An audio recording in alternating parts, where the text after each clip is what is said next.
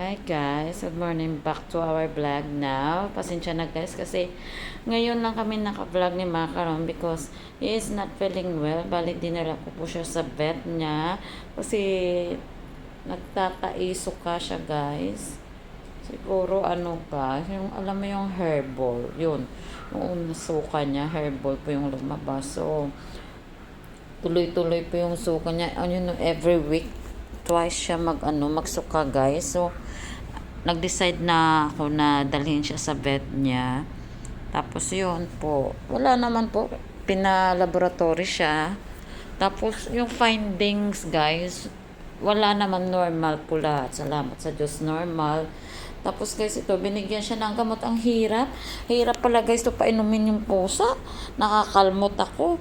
Puro pa tablet. Meron din siyang antibiotic. Meron din siyang gamot sa ano guys, sa diarrhea niya. At saka yung food niya mo na pinalitan, yung mild na pampacomfort ba sa ano niya, sa food, sa tummy niya na hindi po siya masasaktan.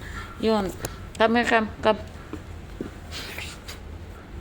Grabe guys, kapag may stress pala itong Rockdal, yung mga buhok niya guys, nagkanda laglagan, yung lagas ba? Makaron. So guys, ito siya ngayon guys. Nagpapahinga, medyo matamlay pa siya guys, but ginatry ko guys, I'm trying na maano siya, ma-feed ko siya kasi ayaw niya kumain pero ano talaga, sinasakal ko po, pinapakain ko po siya para, kasi inom po siya ng gamot dapat siya kumain kasi meron siyang gamot na iti-take before meal at saka after meal. So okay lang yung before meal, but yung after meal kailangan niya talaga kumain yun. Inaano ko talaga siya, ino-open ko talaga bunganga niya, pinapasok ko yung food niya kahit konti lang ba para may laman yung tiyan niya. Parang tao din guys, kailangan talaga tingalon ba, kung sa Bisaya tingalon siya. So ito medyo okay na siya, pero kahapon medyo matamlay siya guys, as in wala siyang gana kumain, hinayaan lang kasi nagduduwal nga.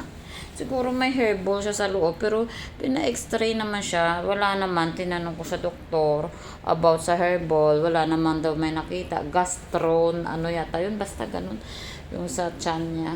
Tapos yun, pina-antibiotic siya, bali ilang gamot yun, 4 yata, plus yung food niya for comfort ba, na hindi siya mild food siya para sa sakit niya, yun. Sa wakas guys, medyo okay na siya, kumain siya kaninang umaga, humingi siya ng pagkain pero konti lang, hindi yan naubos guys.